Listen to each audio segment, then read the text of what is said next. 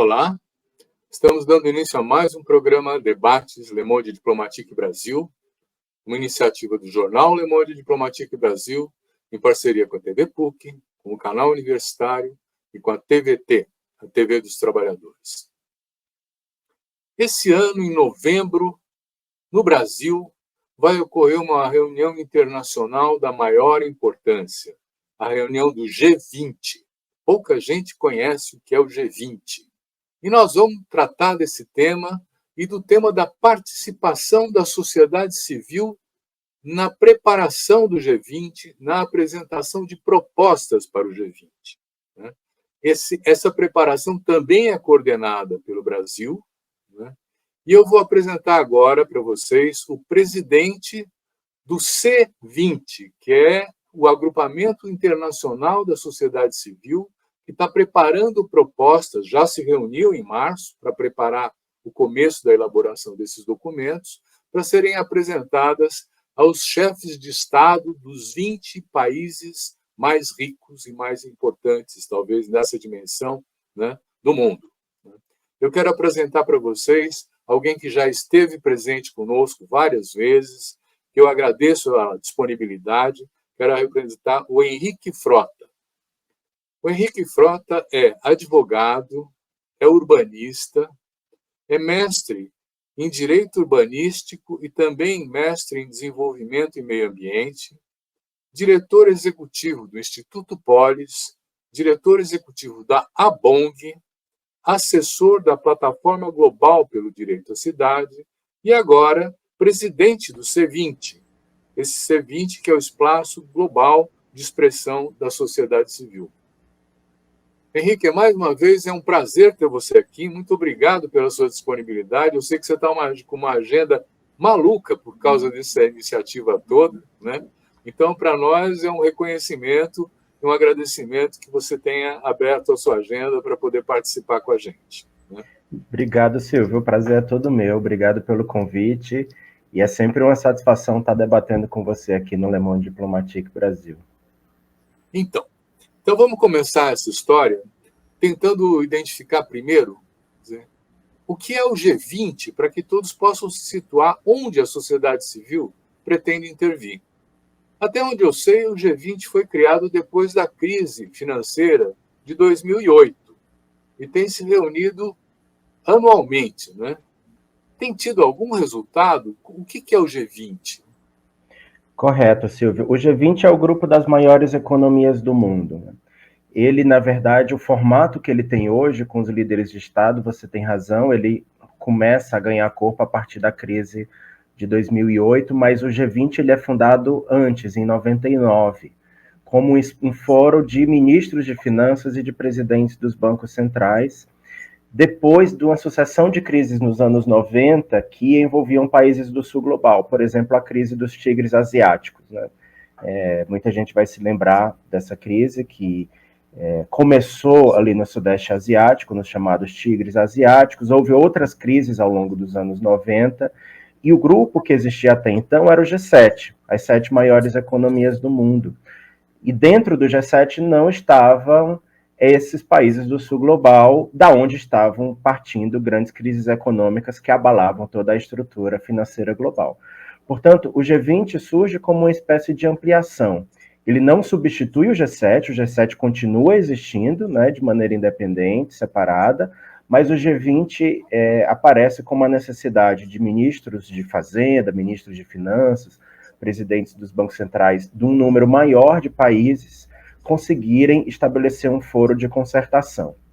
Então, ele reúne desde 99 os 19 países mais ricos do mundo, com os maiores PIBs do mundo, mais a União Europeia. Daí o fato de ser G20.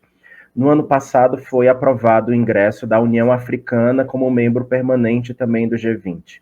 E a cada rodada anual, também quem preside, o país que preside, tem a possibilidade de chamar convidados extraordinários para aquela rodada. Então, esse ano, por exemplo, o Brasil convidou Portugal, Espanha, Singapura, Noruega, alguns países da América Latina, mas efetivamente ele tem hoje 21 membros permanentes, os 19 países mais ricos, a União Europeia e agora a União Africana. Então, ele surge em 99 como esse espaço de ministros, e na sua primeira década, ele vai se concentrar muito sobre os temas da arquitetura financeira, como, por exemplo, classificação de risco dos países, né, fluxos financeiros globais. Só que nessa primeira década de existência do G20, nós vamos passar por outras crises globais muito importantes. A de 2008, seguramente, a mais importante. E aí, desde então, o G20 ganha uma espécie de upgrade, né? Em vez de ser um espaço só de ministros, os líderes dos estados, presidentes, primeiros ministros, passam a integrar a cúpula também. E aí ele ganha um modelo que ele tem hoje, né? Que é um modelo que a gente chama de trilhas, né? Então, o G20, a cada ano, ele tem presidências rotativas anuais.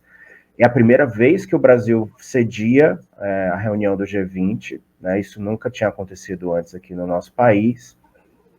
E a cada ano os debates, né, as discussões vão acontecendo nessas chamadas trilhas, né? As trilhas financeiras, que é a trilha original, feita por ministros de finanças e presidente de Banco Central, mas também as trilhas ministeriais ou trilhas governamentais, onde se começaram a discutir nos últimos anos, assim, nos últimos 15 anos principalmente, temas sociais. Então, aí se discute questões como turismo, agricultura, direito das mulheres, mudanças climáticas, a questão dos desastres socioambientais.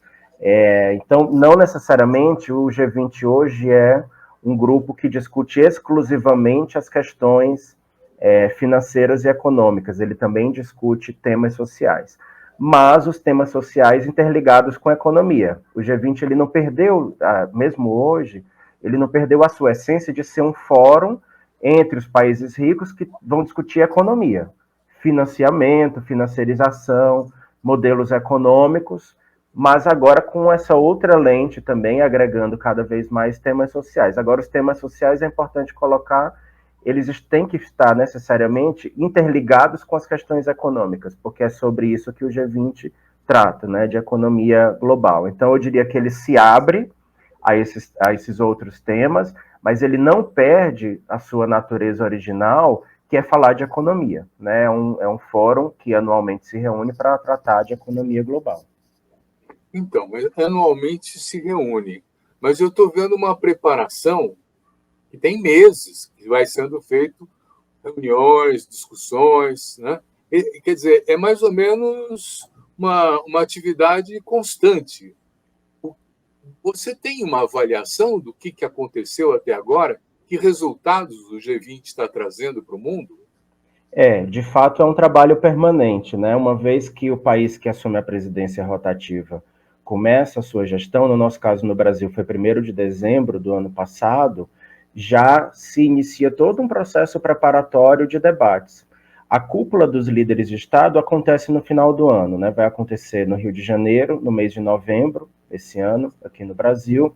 Mas, para chegar à cúpula dos líderes de Estado e a chegar a uma declaração de consenso, porque é importante dizer que o G20 ele aprova suas declarações e seus compromissos com base no consenso entre os países, é preciso ter um grande processo de negociação e de debate ao longo do ano. Então, esse processo já começou, são dezenas, assim, mais de uma centena de reuniões ministeriais, reuniões dos chamados grupos de engajamento, reuniões bilaterais entre os governos e os grupos de engajamento, enfim. O ano inteiro é permeado por uma série de atividades, na medida em que os próprios governos, entre si, né, precisam se alinhar em relação às prioridades colocadas, né, para esse ano, como também os chamados grupos de engajamento tentam, de alguma maneira, fazer a incidência e o convencimento político desses próprios governos, não só do governo brasileiro, mas em relação a todos os países que compõem a cúpula. Então, esse processo de negociação, ele não acontece do dia para a noite, né? É importante chegar em novembro com a cúpula dos líderes de Estado com um consenso já estabelecido. Isso demanda meses de trabalho, né, antecipado. Portanto, a gente já começa, desde dezembro do ano passado, quando acaba a presidência da Índia, né, que aconteceu em 2023, já começa todo um processo de articulação aqui no Brasil e de trabalho e de reuniões para que os temas sejam pautados e se chegue a acordos em relação aos membros da cúpula, para que em novembro desse ano não haja dissenso, haja o máximo de consenso possível e já uma declaração redigida, porque em novembro os líderes de Estado não vão ficar eles próprios numa sala fechada negociando a redação, né, das propostas. Eles vão muito mais lá para o momento político, para a concertação final, mas as propostas principais elas já foram negociadas pela diplomacia de cada um dos países. Muito bem, mas então, a gente como cidadão está interessado no resultado dessas reuniões. É importante que elas ocorram, que é o processo de elaboração, né? Mas como você vê as reuniões anteriores do G20? Que resultados trouxeram para a sociedade global? Silvio, eu acho que é bem importante demarcar que o G20 ele não possui um mandato como, por exemplo, a ONU possui, né, ou como a OEA, né, a Organização dos Estados Americanos, que tem mandatos legais e podem estabelecer decisões vinculantes, por exemplo. Podemos ter tratados, podemos ter pactos internacionais que têm uma característica mais vinculante. O G20 não tem essa natureza. O G20 é um grupo de concertação entre os países, ou seja, é um grupo em que os países tentam dialogar e chegar a algum consenso sobre determinadas medidas. Então, essa natureza, né, se no sistema multilateral da ONU, e essa é uma das questões hoje colocadas como prioritárias pelo governo brasileiro dentro do G20, discutir esse multilateralismo, né, porque já há uma certa avaliação de que ele é muito falho, por exemplo, em lidar com os conflitos internacionais, em lidar com as grandes questões da humanidade, você imagina que o G20 ele tem menos capacidade ainda, porque ele não é apto a produzir decisões vinculantes que obriguem necessariamente os países. Ele é baseado num consenso e numa base de confiança que os países têm entre si, de que, uma vez que tenham uma concertação em determinado sentido, eles vão começar a implementar aquilo. Agora, essa natureza diferente do G20 coloca uma limitação, né? Nós não conseguimos ter a cada ano no G20 decisões que são de implementação imediata. Então, nesses 25 anos de existência do G20, o que a sociedade civil tem solicitado é que o G20 seja mais transparente em relação às implementações daquilo que decide. Então, se os países decidem, por exemplo, pela criação de determinado fundo para uma área global, que eles prestem contas, né, se estão de fato contribuindo para esse fundo, para onde vai o dinheiro, qual é a política de distribuição desse recurso, porque eles chegam a cada ano a uma declaração, né, as rodadas do G20 são anuais, eles chegam a cada ano a uma declaração, a determinado grau de compromissos, mas o G20 não tem um painel de monitoramento, diferente de outros espaços internacionais em que você consegue detectar se os países estão cumprindo, se estão avançando ou não. Evidente que em anos anteriores houve mudanças importantes. Por exemplo, desde 2008, um debate importante no G20 sobre os critérios de classificação de risco país. Né? Houve mudanças na classificação de risco país, por exemplo. Mas, ainda, mesmo nessa temática de classificação de risco dos países, que é determinante para os investimentos, né, que são feitos em cada país, ainda hoje há uma questão que a sociedade civil reclama muito, que é o fato de que são organizações privadas, né, bancos privados que fazem essa classificação. Então, os avanços do G20 são muito lentos na nossa perspectiva. E nós estamos chegando a um momento da humanidade em que não é mais possível ficar debatendo 20 anos por uma solução.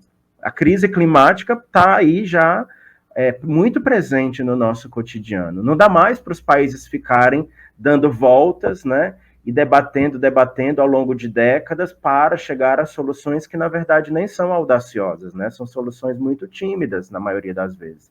Então, assim como em vários espaços do multilateralismo, o G20 também ele carece de mais efetividade nas decisões e nos compromissos dos países.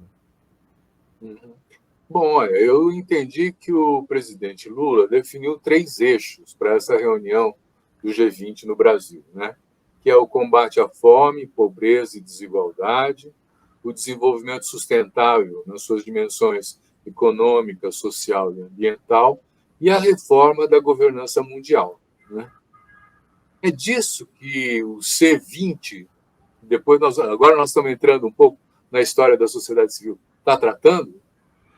Olha, o C20 ele tem uma agenda que já leva mais de uma década, né? O G20 ele foi oficializado em 2013 na rodada da Rússia do G20, mas mesmo antes a sociedade civil já atuava ativamente, né, dentro do G20, reivindicando voz e oportunidade de contribuir e de certa maneira, influenciar os líderes globais em relação àquilo que nós pensamos e aquilo que nós sempre propusemos, né, como avanços no sentido de uma economia mais justa, mais equitativa, mais inclusiva.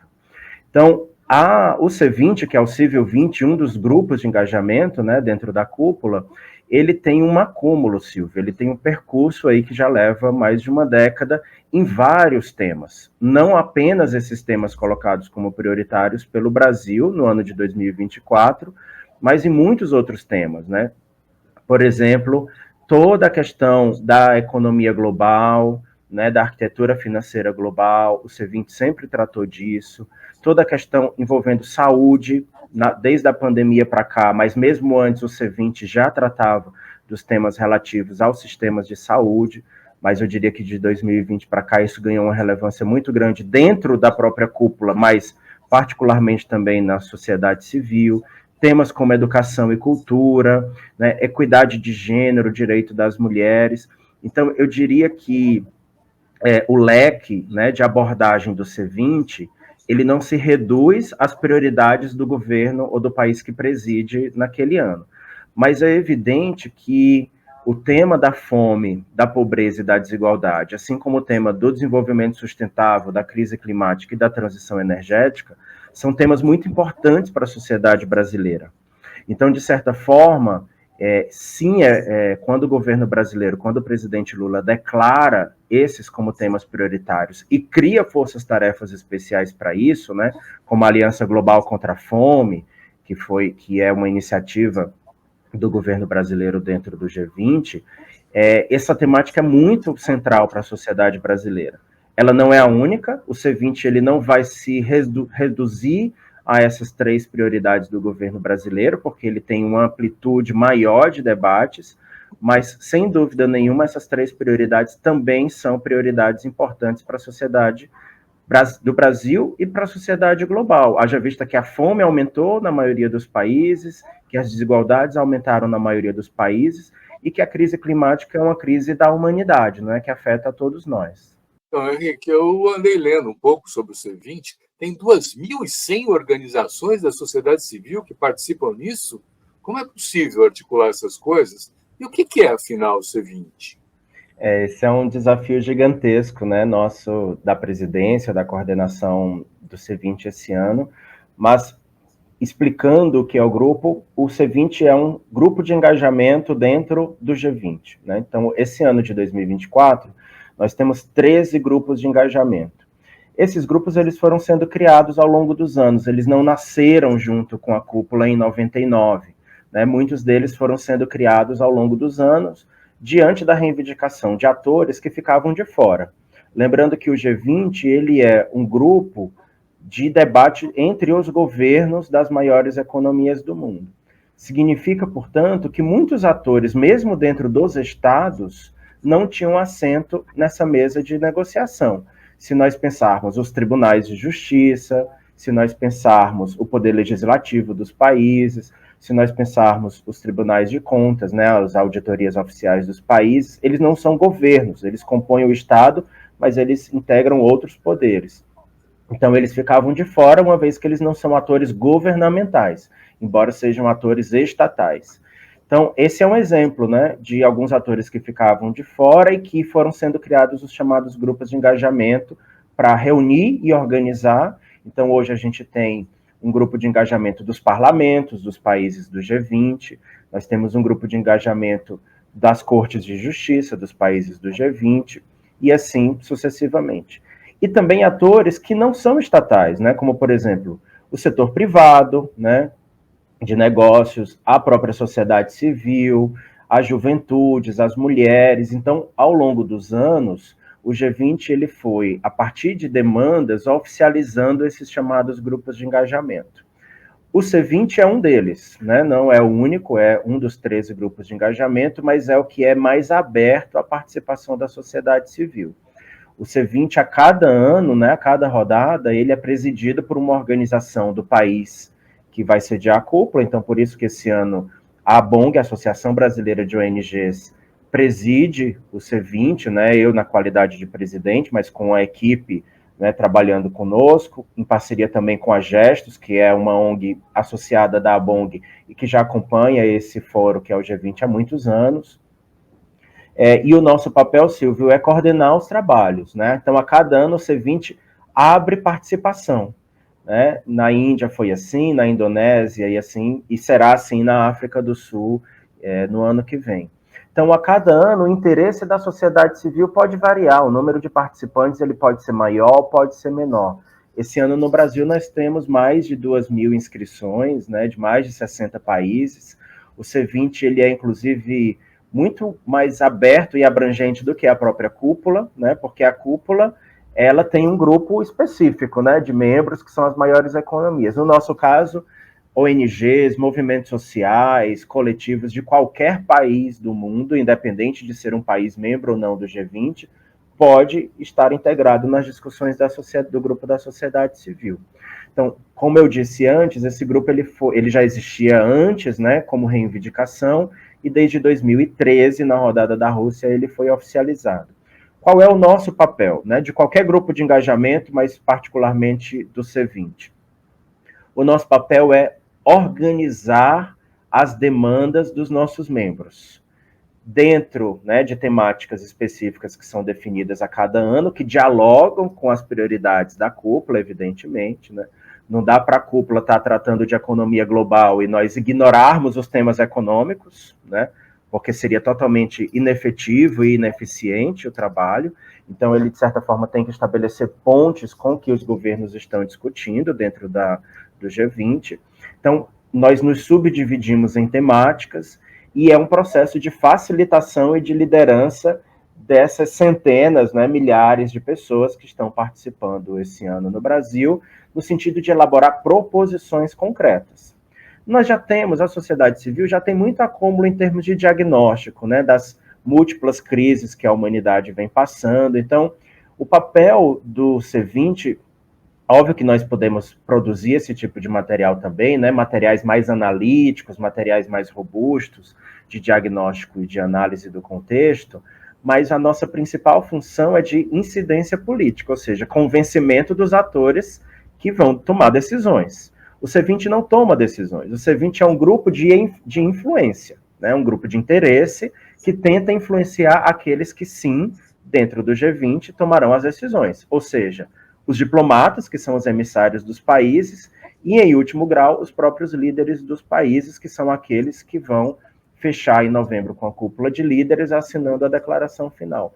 Portanto, nós não deliberamos, nós não decidimos sobre nada.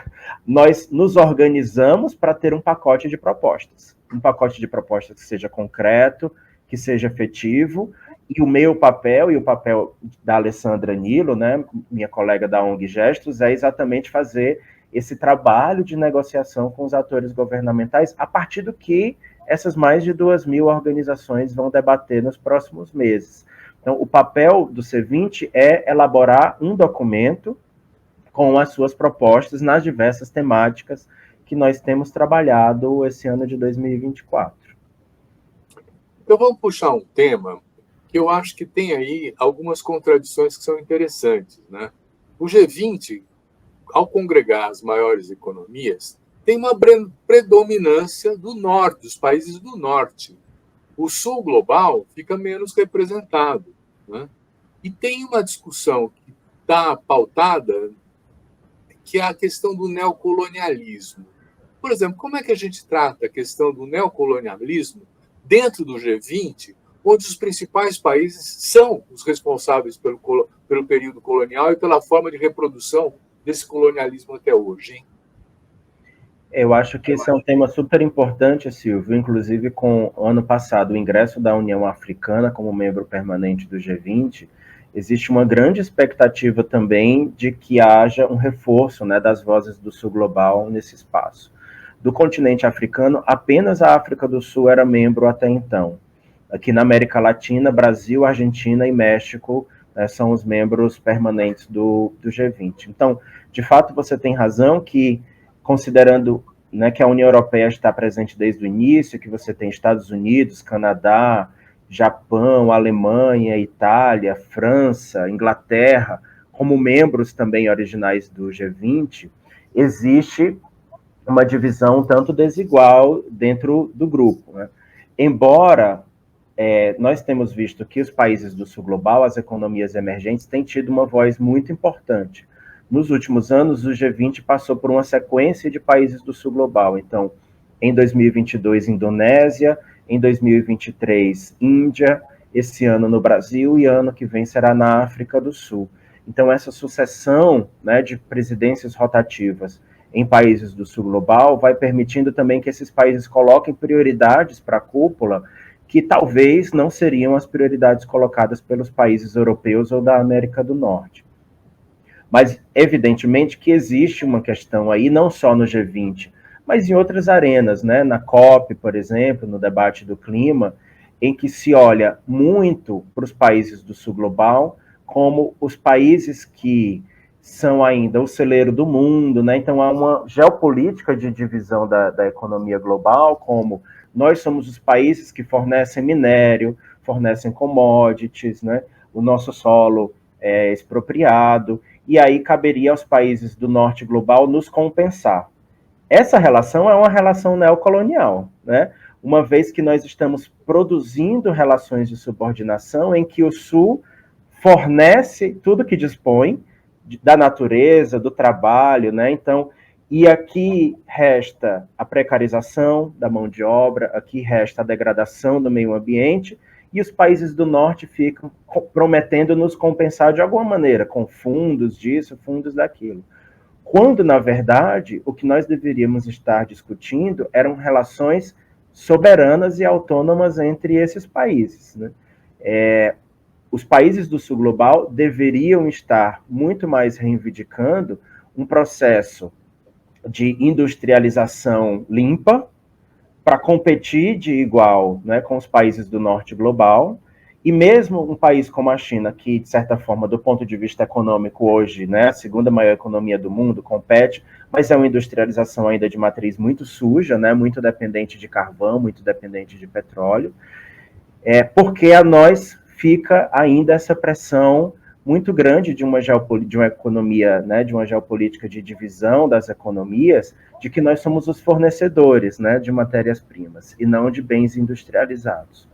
Além disso, existe uma dificuldade do norte global de entender que se trata de reparação histórica, né, que os nossos territórios por séculos foram explorados.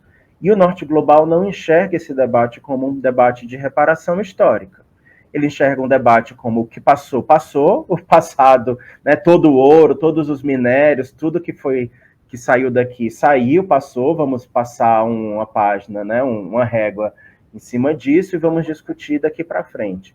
Ao não observar as necessidades de reparação histórica, nós continuamos também num processo neocolonial, né, dentro das economias. Sem contar que os países do norte são ainda os países que mais se beneficiam, por exemplo, da crise climática. É no norte global que nós temos os maiores emissores ou as sedes das companhias privadas que emitem no sul global, mas que transferem os seus lucros para o norte global. Porque muitas vezes as emissões são produzidas num território do sul global, mas em benefício de lucros que, na verdade, acabam ocorrendo e beneficiando grupos econômicos nos países europeus ou da América do Norte. Então, esse benefício desigual da crise é também uma reprodução neocolonial. E a gente não está falando sobre isso, né? Nós estamos pleiteando pelo mínimo, né? Os debates nas arenas internacionais são muito tímidos nesse sentido, né? Eles não enfrentam, de fato, essas relações de poder da geopolítica global. Isso me abre uma possibilidade de também questionar a questão do combate à pobreza, né? Num certo sentido, é o próprio capitalismo, na forma como ele se organiza hoje, que produz a exclusão e a pobreza, né? Como propor e que medidas o C20 apresenta para que as economias principais desse capitalismo excludente combatam a pobreza, a fome e a desigualdade, hein?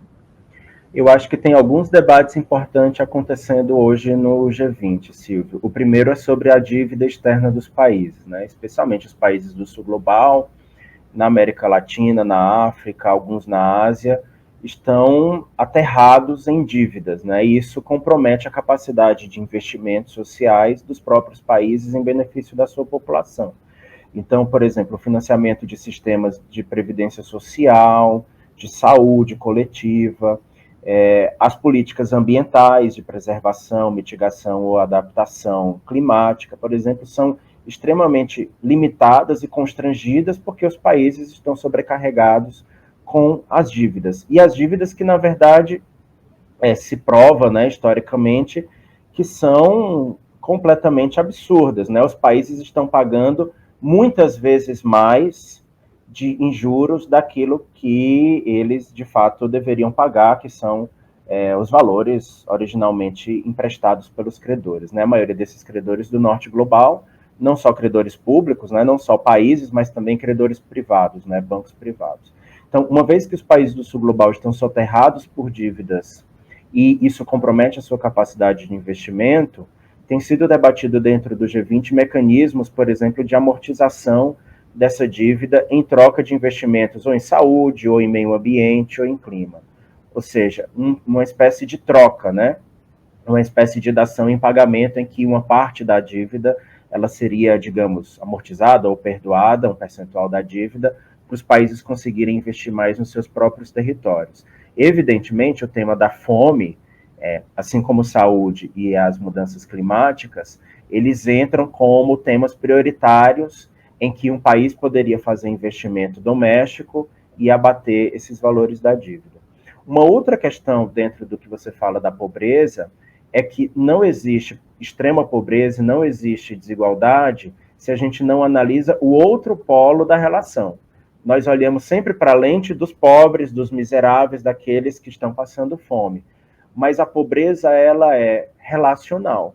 Só existe pobreza porque existe superexploração, seja do trabalho, do território, né, que vai precarizar a vida dessas pessoas, em benefício de alguém, ou de algum grupo econômico, ou de alguma empresa, ou de algum país, né? E esse alguém, que são super ricos, as grandes fortunas, as grandes economias globais, a humanidade, né, os países em geral, têm grande dificuldade de taxar. Então, parece assim uma grande heresia falar em tributação dos ricos, dos super ricos.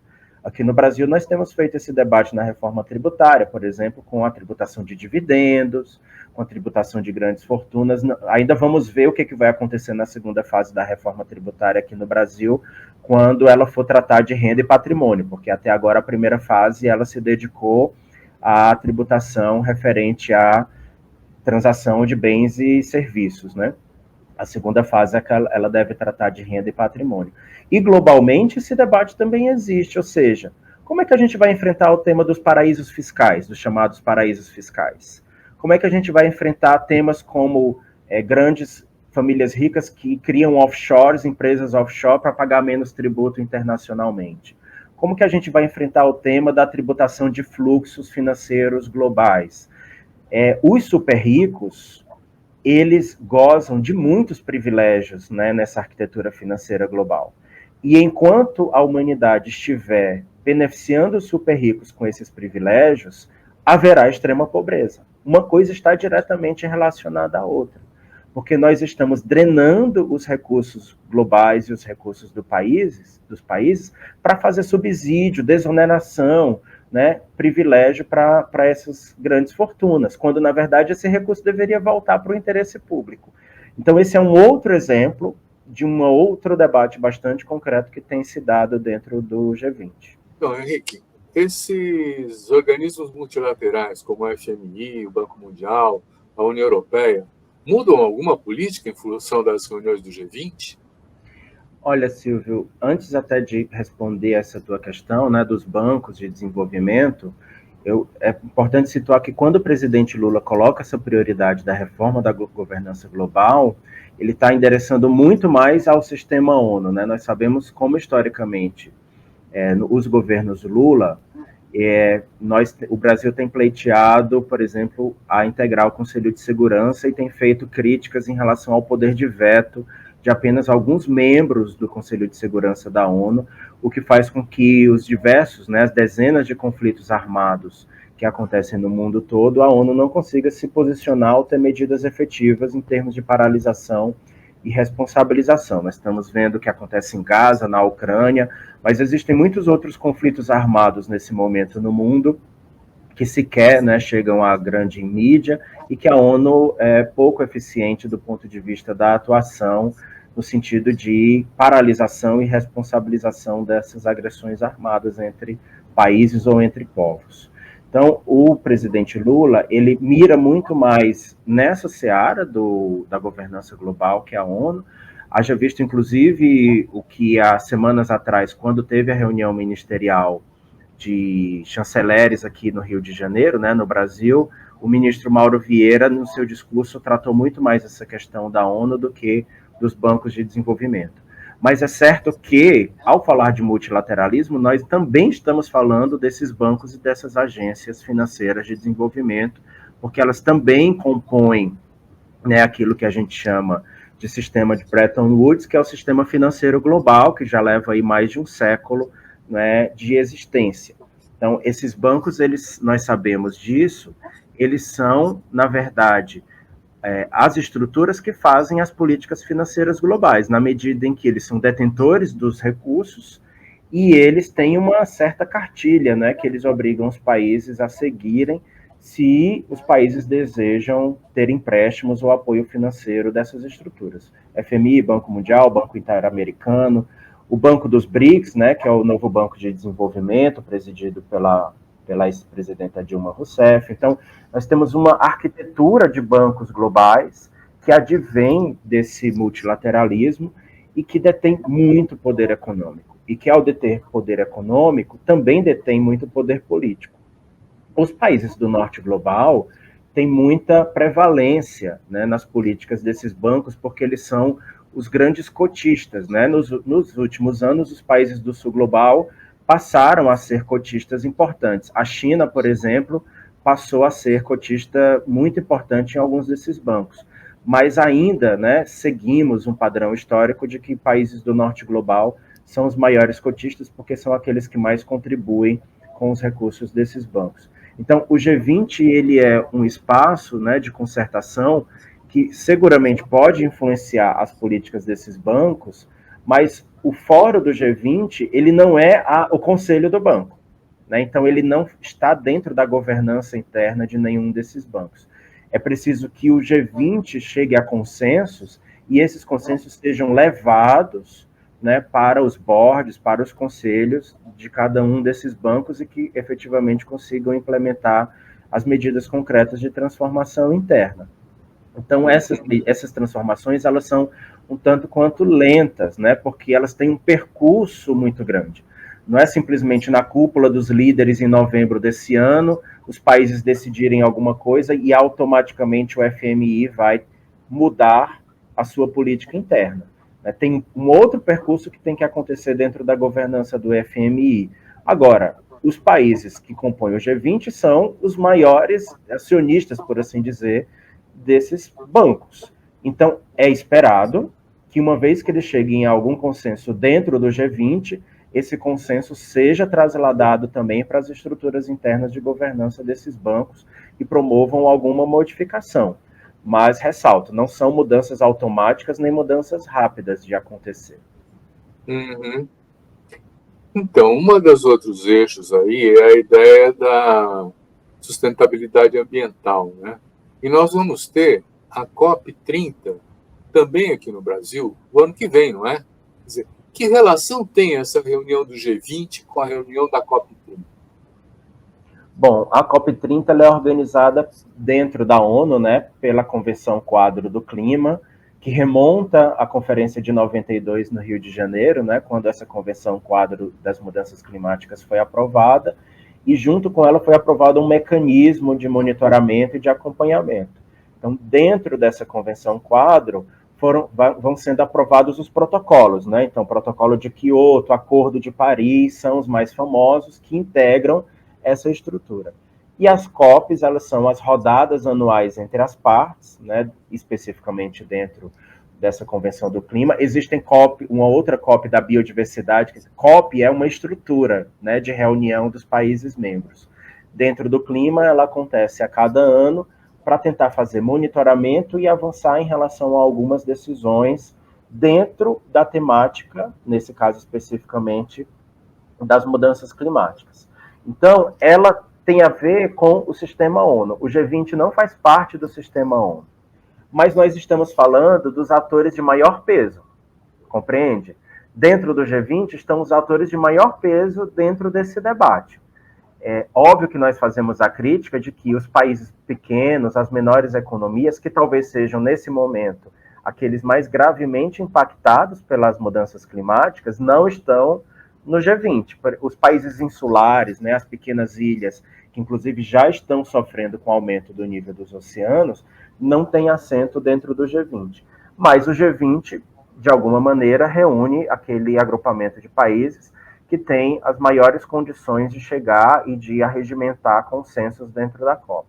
Então, são estruturas diferentes, separadas, elas não substituem uma a outra, Silvio. A COP, nós não podemos esvaziar a COP pelo fato de termos o G20 esse ano aqui no Brasil. A COP continua sendo a arena mais importante de negociação climática que nós temos hoje no mundo, não é o G20, mas na medida em que o tema da crise climática ele é um tema urgente e emergente, ele precisa ser tratado também pelas maiores economias globais de maneira responsável. Então, nós acreditamos que vai ser muito importante discutir a crise climática e a transição energética justa no G20 esse ano, para que haja acúmulo, inclusive, e talvez um maior grau de consenso, para que se chegue à COP já com alguma medida mais concreta, né, sendo pactuada pelos países. Então, nós podemos entender que, embora o G20 não faça parte dessa estrutura da ONU, né, e nem tenha nenhum grau de governança sobre a COP do clima, o G20 ele pode ser uma etapa importante entre esses países, né, de grandes economias globais, para que se consiga chegar a um debate e a um consenso maior em relação a algumas medidas, e aí essas medidas serem levadas para a COP, seja a COP29, né, que esse ano acontece no Azerbaijão, também em novembro, né, vão acontecer em períodos paralelos. O G20 ele vai acontecer no Rio de Janeiro, no mesmo período em que a COP29 acontece no Azerbaijão, seja para a COP30 ano que vem aqui no Brasil. Eu vejo aqui que no C20 também está identificado um grupo que trabalha com digitalização e tecnologia, né? E hoje em dia nós temos a discussão da inteligência artificial, nós temos as plataformas que são mais poderosas do que os próprios governos dos países em que atuam. Agora nós temos uma briga do Elon Musk, que quer desqualificar o Lula. Quer dizer, como é que o C20 está vendo, ou nessa trajetória acumulada do período anterior, né, essa necessidade, vamos dizer assim, de colocar parâmetros, limites, de orientar a digitalização e a inteligência artificial para o bem das pessoas e não do mercado, hein? Esse é um tema que o C20 já trata há alguns anos, e esse ano no Brasil ele voltou com muita força com um grupo temático específico, né, para tratar essa questão, Silvio. A partir de uma compreensão de que a nossa economia hoje é uma economia informacional, né, uma economia de plataformas. Então, nós estamos falando de redes sociais, né, em que a gente lá se conecta com as pessoas, interage com as pessoas, mas não apenas isso. Quando o C20 trata do tema da digitalização e das tecnologias, nós também estamos endereçando as plataformas diversas que estão, por exemplo, conectando trabalhadores e precarizando, né, o trabalho nos diversos países. Entregas, deslocamentos, né, plataformas tecnológicas diversas. Estamos falando da tecnologia artificial, estamos falando de mecanismos de reconhecimento facial e de biometria aplicados na segurança pública, por exemplo. Então, não se restringe apenas às redes sociais, embora o tema da regulação das redes sociais seja central, né, para o C20, porque é aí, na seara das redes sociais, em que nós vemos um avanço de movimentos antidemocráticos, de extrema-direita populista, que propagam notícias falsas, fake news, e com o avanço da tecnologia, de maneira cada vez mais sofisticada. Por exemplo, a questão do deepface, agora com inteligência artificial, eu consigo botar o rosto do Silvio, a voz do Silvio, falando alguma coisa absurda e você nunca ter dito aquilo. É a tecnologia que vai fazer, né? A inteligência artificial.